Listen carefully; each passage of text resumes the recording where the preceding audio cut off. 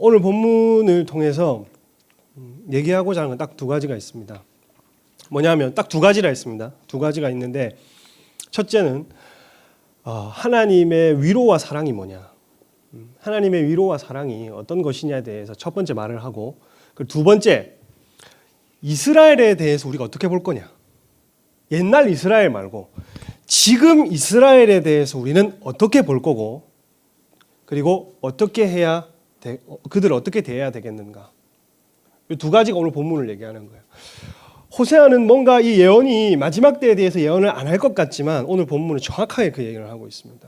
이스라엘에 대해서 우리가 어떻게 생각할 거냐, 그리고 그들을 어떻게 사랑할 거냐, 그리고 하나님의 위로와 사랑은 우리에게 무엇을 의미하는가, 이 두 가지가 오늘 본문의 주제가 되겠습니다.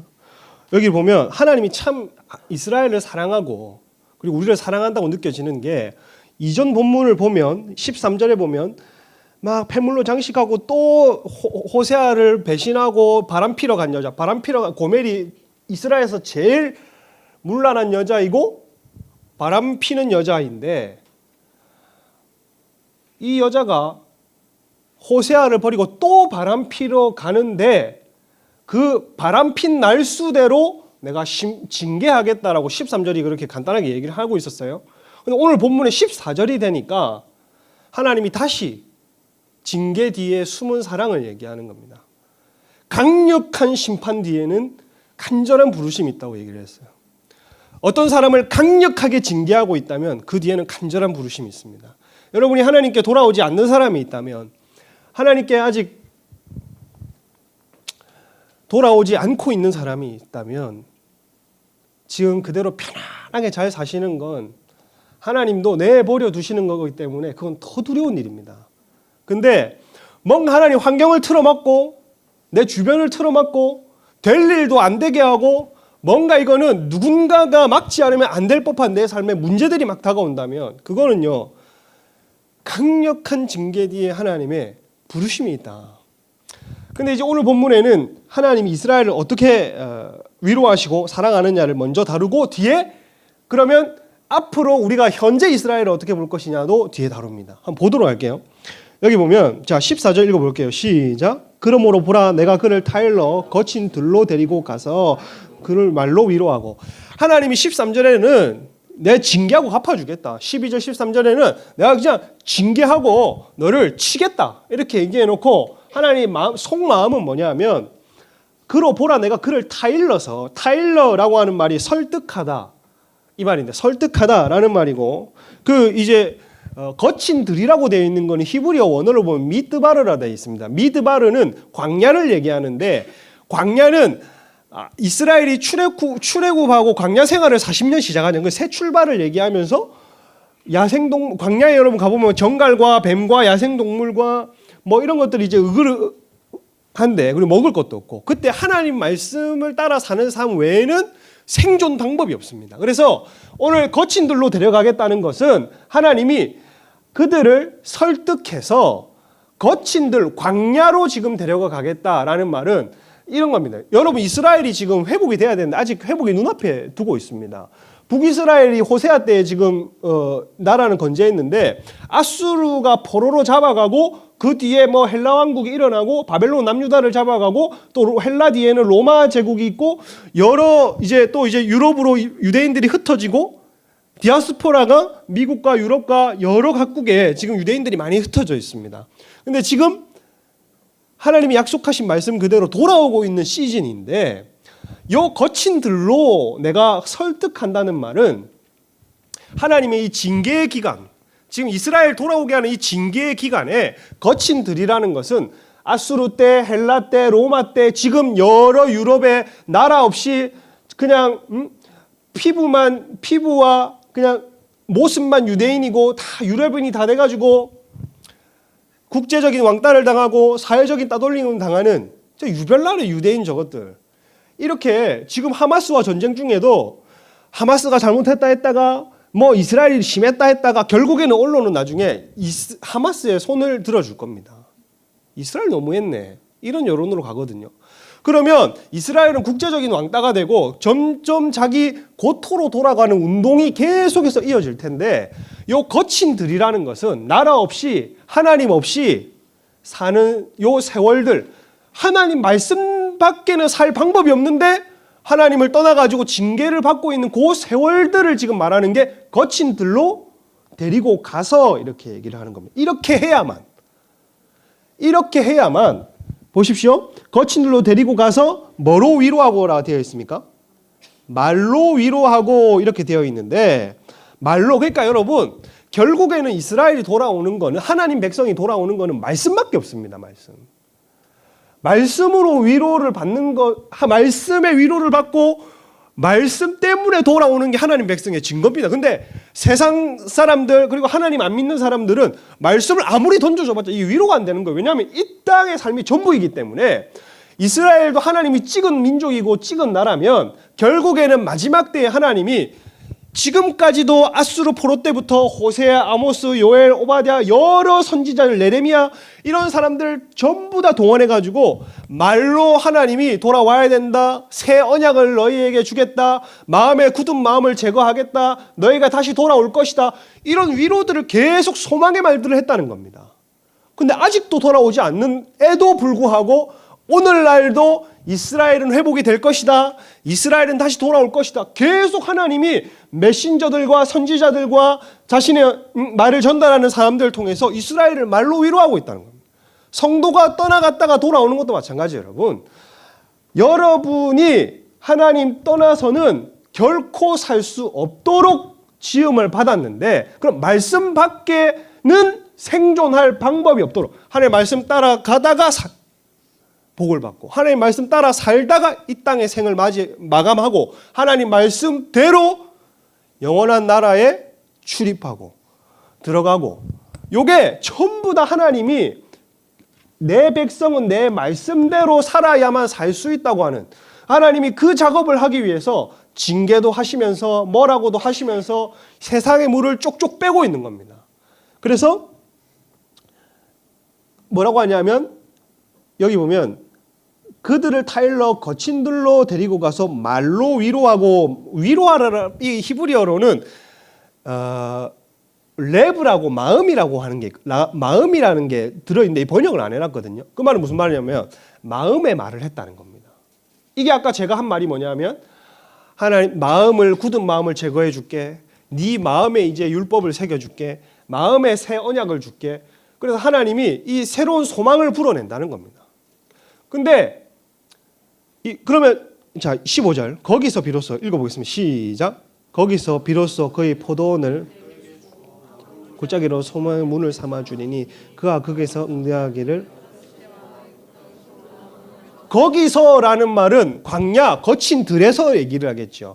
하나님 징계를 받는 도중에서 하나님이 뭘 주냐 하면, 우리는 하나님이 뭐 돈을 치시고 내 환경을 치시고 내 몸을 치시고 하면 그냥 하나님 뭐 이 재정 문제가 회복되게 해주십시오, 환경 문제가 회복되게 해주십시오, 이 정도라 생각을 하는데, 하나님이 어떤 사람을 탁 치거나 어떤 국가를 탁 치거나 하나님이 찍은 사람이나 하나님이 찍은 민족을 탁 칠 때에는 뭘로 소망을 삼아주냐 하면, 여기 보십시오. 포도원을 그에게 주고, 이런 말, 이 말은 이스라엘의 포도원이 뭐겠습니까 여러분? 자기 나라를 준다는 말입니다. 자기 나라를 주고, 그 다음에 아골 골짜기로 소망의 문을 삼는다. 아골이라고 하면 아간이 죽었던, 여호수아 때에 아간이 돈 땜쳐먹다가 돌 맞아 죽었던 자리가 아골 골짜기거든요. 아골이라는 말은 고통이라는 말입니다. 고통을 겪는 중에 하나님이 위로를 주시는데, 이게 소망, 아골 골짜기가 소망의 문이 되게 하겠다 이 말입니다. 근데 이게 참 희한한 게, 진짜 하나님의 백성은 뭐가 위로고 뭐가 소망이냐 하면, 하나님의 계획과 하나님의 뜻과 하나님의 약속을 던져주면 이게 위로가 된다니까요. 그러면 자, 사람이, 여러분이 만약에 하나님을 떠나 살다가 넘어지고 자빠지고 세상 가운데 그냥 꼬라박고 살 때에는, 하나님 백성 아닌 사람들은 이거 하면 돈 된다더라, 저거 하면은 좋아진다더라, 이렇게 하면 살판 난다더라 라고 하면 그게 소망인데, 근데 진짜 하나님의 백성은 다시 일어나라, 너를 향한 계획이 있다, 그리스도가 너를 위하여 죽으셨고 핏값으로 사셨다. 사신 이후에는 너를 통해서 구원의 문이 되게 하고 열방이 돌아오게 하고 네 가족이 구원으로 돌아오게 하고 네 주변이 돌아오게 하고 네 가정이 돌아오게 하고 이스라엘이 돌아오게 하고 예수 재림을 너를 통해서 이루고 내 마지막 때 선교를 너를 통해서 이룬다. 이 대한민국을 일으킬 북한이 돌아오고 북한이 해방되고 하나님의 구속사가 이루어지고 이스라엘 이방인의 충만한 수가 차고 이스라엘이 마지막에 회복되면 예수께서 재림한다. 이 세상 사람들이 듣기에는 허황된 비전과 이런 소망과 이런 꿈들이 진짜 하나님 백성이면 딱 넘어졌을 때 이게 일어나야 될 이유가 되는 겁니다, 여러분. 다시 붙잡아야 될 소망이 되는 겁니다. 왜냐하면 영적인 만족이거든요, 이게. 여러분, 넘어지신 분들은 일어나기를 축복합니다. 자빠지신 분들도 여러분, 하나님이 여러분에게 주신 소망이 있고 여러분 가정에게 주신 복이 있고 이 민족, 여러분이 밟고 사는 이 땅, 이 대한민국에 부르심이 있단 말이에요. 그런데 하나님이 말로 위로하는 게 그냥 돈 주겠다, 떡 주겠다 이 말 하는 게 아니라 포도원 다시 줄게. 잃어버렸던 나라를 다시 되찾게 해줄게. 그 다음에 이 나라를 되찾고 나면 그 나라를 통해서 제사장 나라가 되게 하고 열방이 돌아오게 하고 예수 재림을 위해 네가 이바지하도록 구속사와 사명과 하나님 나라를 위해 네가 그 하나님 나라를 짊어지도록 이런 어떤 소망을 주는데 오늘 본문에는 무엇이 소망이 되는지 좀 더 구체적으로 나옵니다, 여러분. 그러면 진짜 여러분이 하나님의 백성이면 이스라엘도 이렇게 돌아오는데 진짜 내가 하나님의 백성이면 뭐가 소망이길래 돌아올 수 있는 근거가 되냐?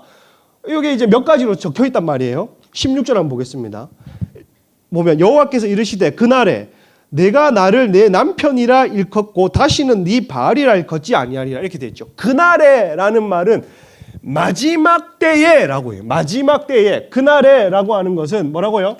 마지막 때에 예수님 재림 때에 첫 번째 소망이 뭐냐 하면 첫 번째 소망이 뭐예요?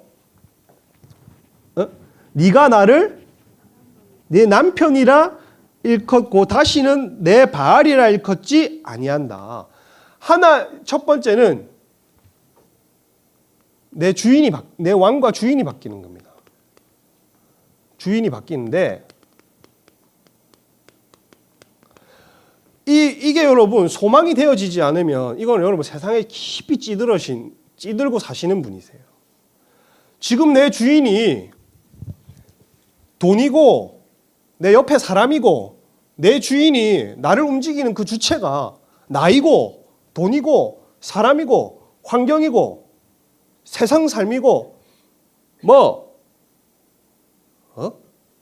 쾌락이고 뭐고 그러면 그게 여러분 요 주인이 바뀐다고 하는 거는 내가 이 죄를 끊고 살고 싶다는 얘기고 내가 더 이상 이 죄를 짓지 않고 싶다는 얘기고 내가 더 이상 이 비참한 삶을 살고 싶지 않다는 얘기고 내가 이 정말 돈에 매이고 살고 싶지 않다는 얘기고 내가 정말 피폐하고 살고 싶지 않다는 얘기입니다. 근데 이게 이스라엘에게는 그날에 요게 소망이 되게 해주겠다. 이 하나님이 포도원을 이스라엘 나라를 회복해주고 소망이 되게 해주겠다고 하는 이 소망의 첫 번째가 이제 주인이 바뀔 거다. 마지막 때에 이스라엘이 예수님 재림 직전에 돌아올 거거든요. 자, 예수님 재림이 여기 이 직전이다. 하나님 구름을 타고 온다. 구름입니다. 7년 대환란이 있을 겁니다. 적그리스도의 신상이 설 겁니다. 적그리스도의 표식이 모르겠네. 어제 적그리스도 7년 대환란이 있다. 그러면 이때까지 이방인에게 충만한 소가 돌아옵니다. 이때까지. 이방인의 충만한 소가 돌아오다가 요 시즌에. 근데 요때 우상에게 절하는 자 666 표를 주고 마지막 때 회개할 기회조차 없는 날이 적그리스도가 오면 등장한단 말이에요. 등장하면 온단 말이에요. 요 직전에 이스라엘이 회복되고 이 이스라엘이 회복되기 직전에 이 국가적 차원으로 회복되는 건 말합니다. 그리고 이방인의 충만 여러 민족이 예수께로 돌아오는 때가 있을 겁니다. 그러면 이 날이 되면 네 주인이 바뀐다는 말이 정확하잖아요. 네 이스라엘에게 이제 몇천 년 동안 하나님을 버리고 산 사람들이 그래도 마치 좌편 강도가 예수님 죽기 직전에 가까씩 구원을 받은 것처럼 예수님 재림 직전에 이스라엘도 국가적 차원으로 회심하는 때가 온다. 그러면 요때 첫 번째가 너는 내가 네 남편이 될 거고 넌 이제 나를 바알이라고 하나님 찾지 않을 거다. 주인님, 이게 소망이 된단 말이에요, 여러분. 하나님을 잃어버리고 산 사람한테는 이게 소망이 된단 말이에요. 두 번 17절. 내가 바알들의 이름을 그의 입에서 뭐 하겠다고요? 제거하고 다시는 이름을 기억하여 기억존 입에서 제거하고 사람이 마음에 있는 것들을 입으로 내뱉거든요. 그리고 입으로 내뱉은 것들이 내 귀를 통해 들리면서 이 잔상이 남는단 말이에요. 다른 사람들 말도 그렇고. 그렇더라니까. 내가 토요일 날 그렇다. 토요일 날 이제 기도회 가기 전에 몸이 너무 아파가지고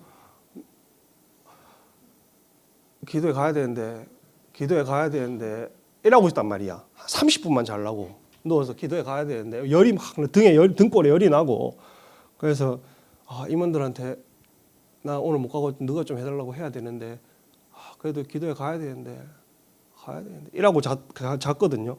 근데 30분 만에 찰나의 꿈이 뭐냐면 기도회 장소에서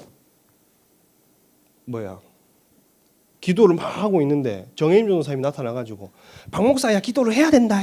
박 목사야 지금 일어나야 된다. 박 목사야 부르짖어야 된다. 그래가지고 벌떡 일어났잖아. 근데 제일 조명이 됐던 게 그 장소에 분명히 주한이가 제일 크게 부르짖었거든.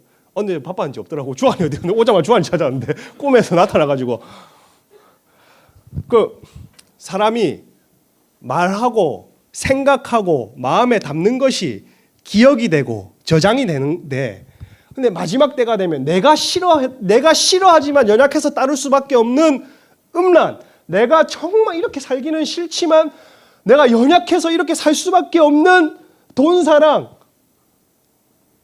정말 내 안에 이 죄를 뿌리 뽑아야 되는데 연약해 하나님 백성이라면 당장 돌아오지는 못할지언정 그 마음은 가지고 삽니다, 여러분. 근데 요거를 이제 전혀 기억나지 않게 해주겠다.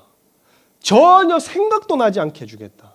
이게 국가적 차원에서는 다른 신이고 하나님 떠나서 다른 방황의 삶과 다른 신이고 우리 차원에서는 여러 가지 주인 삼았던 죄와 정죄감과 죄에 대한 죄값 이런 것들이 전혀 기억나지 않는다는 겁니다. 이게 소망이 된다는 거예요. 그리고 자 18절에 보면 그날에는 내가 그들을 위하여 들짐승과 공중의 새와 땅의 곤충과 더불어 뭐를 맺는다고요? 언약을 맺는다.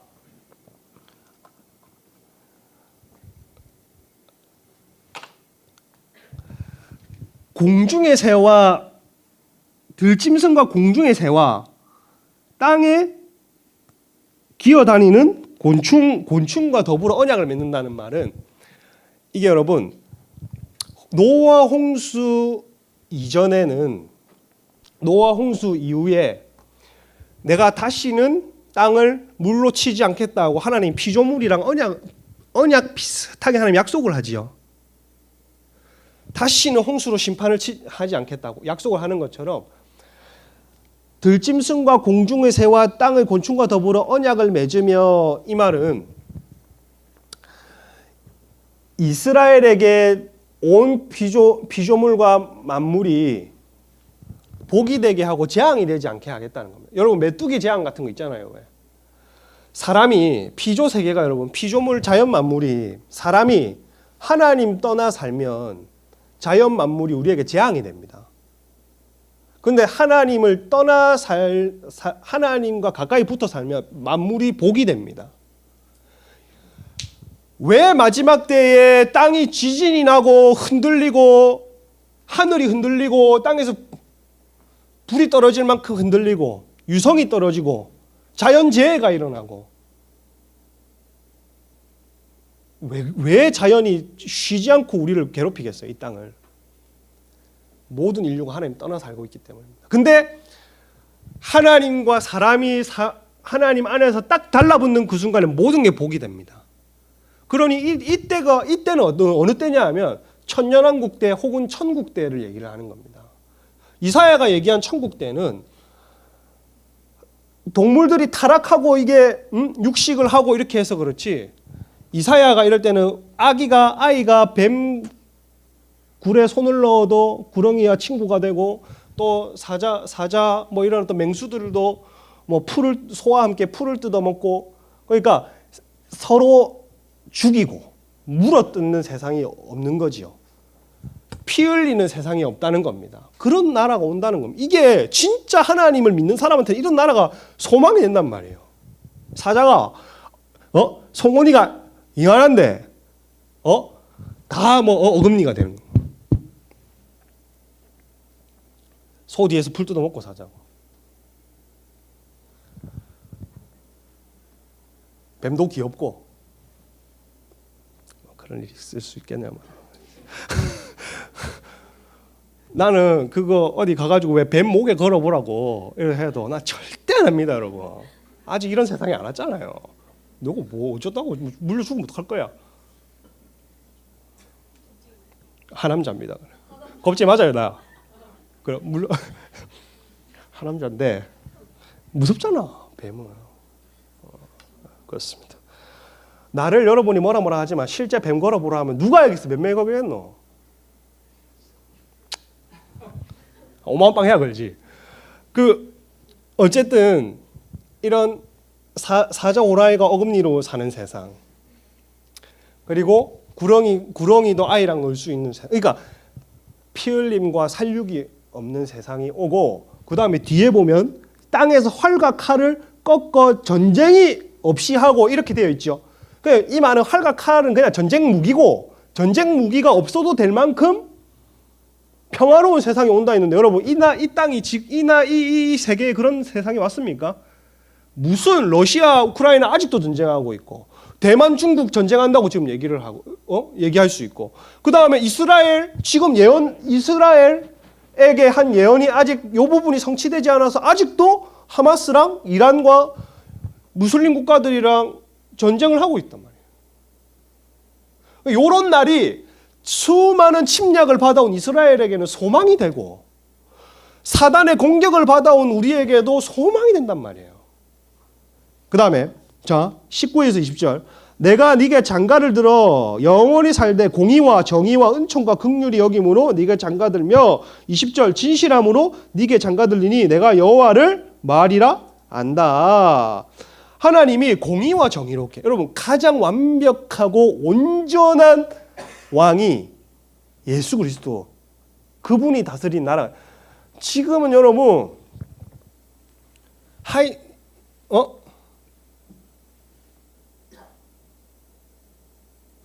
이 나라가 어떤 대통령과 어떤 지도자가 다스려도 짜증나는 나라잖아. 할렐루야. 아이고, 내가 비록 내가 비록 보수지만 보수 정권이 들어선다 해도 만족한 적이 없어요. 그러면 새끼이기 때문에.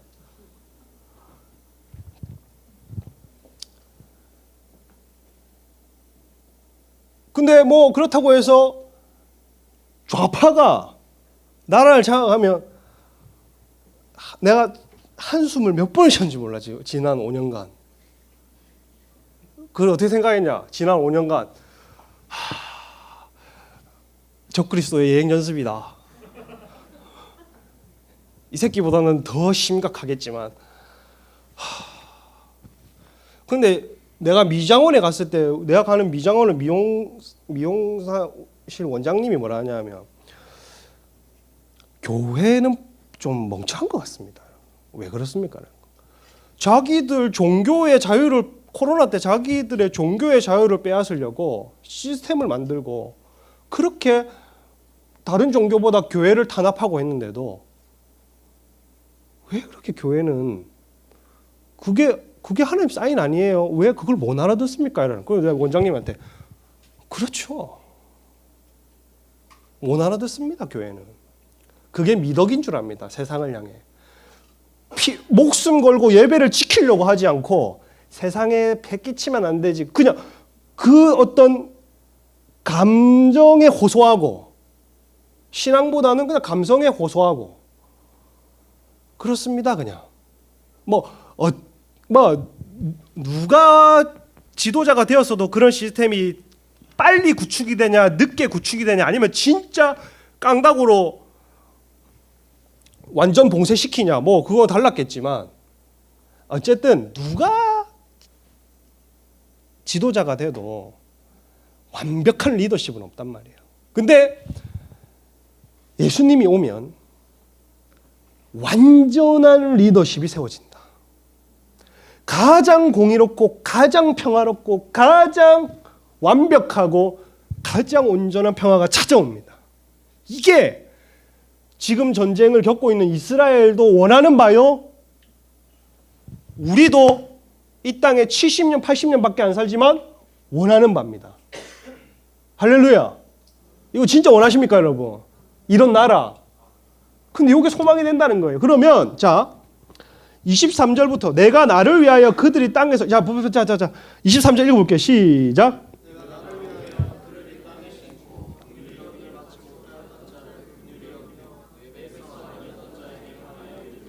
너는 백성이라. 보십시오, 여러분. 이 13절이 지금 이스라엘에게 이루어졌는지 안 이루어졌는지 한번 보십시오. 보세요. 나를 위하여 그를 이 땅에 심고라고 했잖아요. 심고. 이게 이스라엘이라는 말인데 하나님이 이스라엘을 페르시아 때에 완전히 흩어버렸다가 헬라, 로마 지나고 중세, 고대 중세, 현대를 지나오면서 이스라엘을 다시 이 땅에 심은 적이 있습니까? 있잖아요. 언제예요? 1948년 이스라엘 나라가 갑자기 해산한 것처럼 태어났단 말이에요. 2000년 동안 나라가 잃어버렸던 게. 근데 오늘 보면 그를 이 땅에 뭐 한다고요? 심고. 요게 이루어졌단 말이에요. 요거 첫 번째 이루어졌다. 두 번째, 긍휼히 여김을 받지 못하던 자를 긍휼히 여기며 내 백성 아니단 자를 향하여 이르기를 너는 내 백성이라 하리니. 여기까지는 부분적으로 이루어졌습니다. 근데 마지막 구절을 보세요. 그들이 그를 주는 내 하나님이시라 뭐 한다고요? 하리라. 이스라엘이, 그들이라는 말은 이스라엘 민족 자체가 국가적인 회심으로 하나님이 우리 하나님입니다. 내가 몰랐습니다. 예수가 메시아입니다. 이거 지금 이루어졌어요? 안 이루어졌어요? 안 이루어졌단 말이에요. 그러면 지금 이 13절은 이루어지고 있는 구절이란 말이에요. 그러면 3장 1절부터 5절은 우리가 이 돌아와야 되는 이스라엘을 어떻게 해야 되느냐, 어떻게 대해야 되느냐, 그리고 하나님이 이스라엘을 이렇게 대하듯이 나를 어떻게 대하여 주셨느냐가 1절에서 5절인 거예요. 보십시오. 3장 1절 2절. 여호와께서 내게 이르시되 이스라엘 자손이 다른 신을 섬기고 건포도 과자를 즐길지라도 여호와가 그들을 뭐 한다고요? 사랑하나니. 하나님 마음을 보세요. 하나님 10계명 중에 제일 첫 계명이 뭐예요? 너는 나 외에 다른 신을 섬기지 말라 했는데 다른 신을 섬겨도 하나님이 사랑한답니다. 건포도빵, 나는 아주 이 빵을 싫어합니다.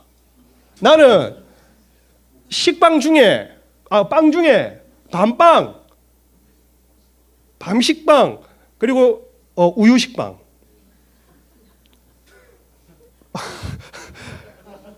내가 왜 얘기를 하고 있노? 성찬이 다가오니까 이제 6월 초가 되면 성찬하고 나니까 건포도. 이 건포도는 우리는 맞대가리 없잖아, 솔직히. 맞대가리 별로 없습니다. 근데 이스라엘이나 옛날 고대 때는 먹을 게 없어. 그때 뭐 크라상이 있냐? 크라상이 있냐? 어? 우리는 크로아상 하는데 미국에 오신 선교사님이 크라상이 했다. 우리는 크로아상, 거기 그때 크로아상이 있냐? 딸기 케이크가 있냐? 저거 뭐지? 투썸 플레이스에 파는 그거 맛있는 거 있는데. 그렇지, 그게 있냐? 없단 말이에요. 우리는 하나. 없는데 그 당시에는 진짜 맛있는 게 건포도, 그냥 빵에다가 건포도 쑤셔 넣는 게 이게 제일 맛있었어요. 근데 솔직히 뭐 밀이 우리나라보다 더 좋아가지고 이스라엘이나 중동 가보면 여러분 그냥 길거리에서 파는 빵도 우리나라 밀로 만든 빵보다 맛있어요. 근데 건포도 빵이 그 당시에는 제일 고급 과자였는데 뭐라 생각했냐면 바알을 섬기면 바알이 나한테 주는 거야. 바알을 섬기고 나서 바알이 나한테 제사를 다 받고 나한테 주시는 거야 라고 생각. 그 더러운 음식을 먹으면서 지내는데도 하나님이 이스라엘을 뭐라 하냐면 사랑한다 얘기를 하는. 사랑한다. 그리고 자 사랑하나니 또 거기서 타인의 사랑을 받아 음녀가 된 그 여자를 사랑하라 하시기로. 2절 같이 읽어볼게요. 시작.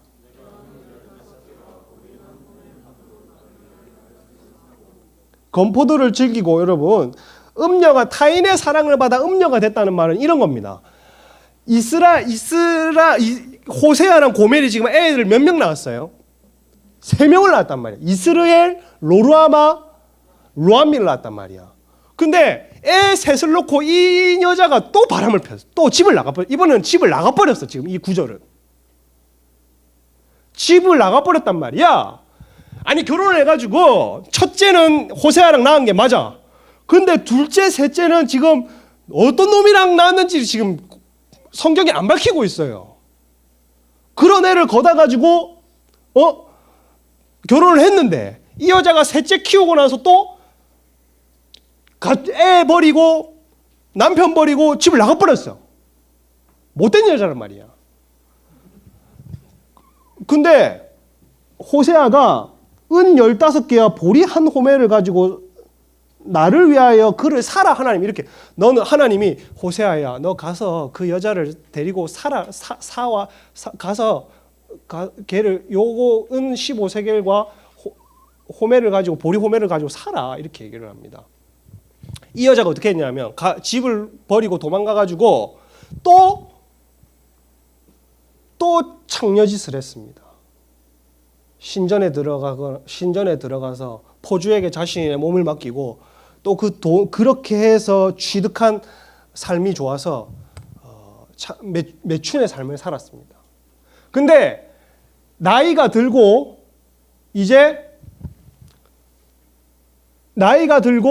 몸값이 떨어지면서 노예 시장에 팔리게 된 거예요. 고멜이. 그러면 출애굽기 몇 장이더라? 일단 나중에 보자. 좀 이따 출애굽기 21장 32절에 보면 여종의 몸값이 한 30세겔 됐습니다. 30세겔 정도 됐는데 이 여자가 그 당시에 젊은 여종의 몸값이 30세겔이었으니까 이제 나이가 들고 폼이 떨어지면 한 20세겔이나 뭐 좀 그렇게 되겠죠. 노예시장 일을 제대로 할지 안 할지 뭐 건강한 몸이 아니니까 나이가 들면서. 그래서 이적시장에 딱 내놨단 말이야. 그러니까 호세아가 가가지고 이 여자를 다시 집 나간 여자를 노예시장에 팔려가지고 포주한테 이제 쓸모없어서 포주한테 팔렸겠죠. 얘를 사옵니다. 그러면서 뭐라 하냐 하면 내가 은 15개와 보리 한 호멜 반으로 나를 위하여 그를 사고. 하나님이 이상하게 이 일을 하라는 거예요. 하나님 호세아에게 그 여자를 사라 이렇게 되어 있죠. 2절에 보면 그 여자를. 근데 네 아내라고 안 하고 그 여자라고 표현했습니다. 야, 네 아내를 사라 이게 아니라 무슨 말이냐면 호세아한테는 안 사도 될 여자, 이제 나를 떠나갔기 때문에 거들떠 안 봐도 아무 상관없는 여자를 하나님이 사라 얘기를 하는 거예요. 사라. 하나님의 사랑과 용서를 이스라엘에게 보여주려면 호세아가 하나님의 사랑이 어떻다, 하나님의 사랑은 이런 거다를 보여주려면 이 말씀에 순종을 했어야 됩니다, 여러분. 그래서 우리도 하나님의 사랑을 전파하려면 호세아 같은 삶은 못 살지언정 우리도 하나님의 사랑을 전파하려면 용서할 수 없는 사람을 용서해 줘야 됩니다.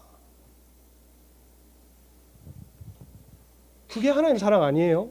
용서할 수 없는 사람 용서해 줘야 되고 사랑할 수 없는 사랑을 해야 합니다, 여러분. 사랑할 수 없는 사람도 내 형제다 생각하고 지체들을 사랑해야 되는, 이것이 호세아가 받은 사명이고 또 우리가 받은, 하나님께 우리가 받은 은혜입니다, 여러분. 우리는 고멜과 같은 사람이었어요, 여러분. 누구도 사주지 않고 마귀에게 시달려가지고 노예시장에 팔렸던 사람인데 예수님께서 자신의 모든 것을 내놓고 사준 사람, 왜냐하면 여종의 몸값이 최고가 30세겔이고 몸값이 좀 떨어지면 20세겔인데 호세아가 지금 15세겔이랑 얼마를 줬노? 보리 한 오멜 반을 줬다는 말은 뭐냐면 선지자가 돈이 있어요? 없단 말이야. 집 온갖 전 재산을 끌어모으니까 15세겔이었어. 돈이 없어. 근데 20세겔이라도 맞춰줘야 되니까 자기 먹을 식량, 애 새끼들 3명 먹일 식량까지 전부 다 끌어모아가지고 팔았습니다. 이렇게 해서 고멜을 사온단 말이에요. 그러니 우리랑 아무 상관없는 친자이신 예수 그리스도께서 자기의 모든 삶과 자기의 모든 권위와 권세와 명예와 모든 것들을 동원해서 자기의 모든 핏값을 동원해서 우리를 산 거란 말입니다. 이게 호세아는 하나님의 사랑을 보여주려면 적어도 이 일을 순종했어야 됐고 예수님도 하나님의 사랑을 보여주려면 하나님의 아들이 죽었어야 됐고 우리도 적어도 하나님의 사랑을 세상 가운데 선교하고 복음을 전하려면 용서할 수 없는 사람을 용서할 줄도 알아야 되고 사랑할 수 없는 옆 사람을 사랑할 수 있어야 되는 겁니다. 이게 우리가 받은 사랑이고 호세아가 받은 사명입니다. 그러니까 3절에 그에게 이르기를 너는 많은 날 동안 나와 함께 지내고 음행하지 말며 다른 남자와 따르지 말라. 나도 네게 그러하리라. 호세아가 여자가 딱 데리고 사가지고 와가지고 야! 다시는 이런 일이 있으면 안 된다. 다시는 나를 떠나서는 안 된다. 다시는 집 나가서는 안 되고 다시는 다른 사람과 바람 펴서는 안 된다. 너는 많은 날 동안 이렇게 되어 있어. 그러니 4절 보세요. 읽어보시면 시작. 이스라엘 자손들이 많은 날 동안 왕도 없고 지도자도 없고 주상도 없고 에봇도 없고 자 왕도 없고 지도자도 없고 제사도 없고 주상도 없고 에봇도 없고 왕도 없고 지도자도 없고 이러니까 뭐 자신들의 왕도 없고 하나님도 없고 뭐 아무 지도자도 없습니다. 없고 그리고 주상도 없고 에봇도 없고 드라빔도 없고 이 말은 무슨 말이냐면 우상을 하나님 없으니까 우상을 섬기려 해도 우상도 없고 하나님도 없고 이 많은 날 동안 이렇게 이 회개의 기간을 징계의 기간을 너 보내야 된다. 호세아가 너 다시는 다른 데 가지 마라. 근데 자숙의 기간을 좀 가져라. 많은 날 동안 너 나와 함께 해. 여러분 여기 보면 4절에 보면 많은 날 동안 나와 함께 지내고 이렇게 되어 있는데 여러분이 만약에 지금 징계 가운데 있다면 하나님이 가장 가까이 있다는 뜻입니다. 여러분이 지금 너무 답답한 환경 가운데에 징계나 하나님의 사인을 지금 겪고 있다면 그거 하나님이 무심해서 나를 그렇게 사랑하지 않는 게 아니라 하나님 지금 내 옆에 가장 가까이 계시니 찾으라는 얘기입니다. 징계 뒤에는 반드시 하나님이 함께 계시고 징계 뒤에는 반드시 간절한 부르심이 숨어 있는데 이스라엘은 왕도 없고 주상도 없고 지도자도 없고 뭐도 없는 세월이 지금 AD 70년에 디도 장군이 와가지고 그 성벽을 파괴하고 이스라엘이 사라진 날부터 더 나아가서는 아수르 때부터 지금까지 이루어지고 있습니다. 조금 해보겠습니다. 지금 이 14절, 이 3장 4절도 지금 이루어지고 있는 요게 이루어지고 있는데 3장 1절에서 5절이 지금 이루어지고 있는 요게 아무것도 없는 상황이 지금 이루어지고 있는 때입니다. 그러면 5절 마지막 9절 읽어보겠습니다. 시작. 후에 이스라엘 자손이 돌아와서 그들의 하나님 여호와 그들의 왕 다윗을 찾고 마지막 날에는 여호와를 경외함으로. 이 징계의 기간이 끝나면 이스라엘이 어떻게 될 거냐? 지금 여러분이 생각하는 마지막 때 이스라엘이 어떻게 되냐 하면 지금은 징계의 기간을 보내고 있는데 이 이스라엘이 결국에는 어떻게 되냐? 이스라엘 자손이 돌아와서 그들의 하나님 여호와 그의 왕 다윗을 찾고 메시아를 찾는 날이 마지막 날에는 여호와를 경외함으로 일어난답니다. 마지막 때에 이스라엘이 돌아오는 걸 여러분 보게 될 것입니다. 마지막 때에 국가적인 회심으로 그들이 하나님을 찾는 것을 여러분 보게 될 것입니다. 여기 적혀 있잖아요, 여러분. 그러면 우리 이스라엘이 지금 받고 있는 사랑이 먼저 우리가 받은 사랑이고 우리가 이스라엘을 향해서 해줘야 되는 사랑은 또 이런 사랑입니다. 1절에서 5절이 여러분이 이스라엘 선교를 가시든지 간에 앞으로 이스라엘을 위해서 무엇을 하든지 간에 3장 1절에서 5절 하나님은 지금도 이스라엘 돌아올 때까지 사랑하시는데 내 모든 것을 내어줄 만큼 사랑했고 너도 그렇게 사랑했으니 내 마지막 퍼즐인 이스라엘을 너도 이렇게 사랑해라. 용서하고 사랑해라. 그러니까 지금 반유대주의랑 반이스라엘주의는 3장 1절에서 5절을 위반하는 마귀짓인 겁니다. 하나님의 구속사를 방해하는 겁니다. 적어도 우리도 이 은혜를 먼저 받았으면 주변도 이렇게 사랑할 뿐 아니라 이스라엘도 1절과 5절의 사랑으로 기도해주고 사랑해줘야 되는 겁니다. 오늘 저와 여러분을 하나님이 앞으로 말로 위로하실 겁니다. 그리고 소망을 주실 겁니다. 이 땅이 아니라 저 땅에 더 좋은 삶이 하늘에 예비되어 있단다 하고 여러 가지 삶으로 여러분에게 복을 약속하실 겁니다. 이게 그 어떤 것보다 여러분의 복이 되시기를 축복하고 이스라엘이 돌아오는 것을 여러분 눈으로 목격하시는 귀한 시대를 살아가다가 정말 그 약속의 성취를 보는 저와 여러분 되시기를 주님을 축복합니다.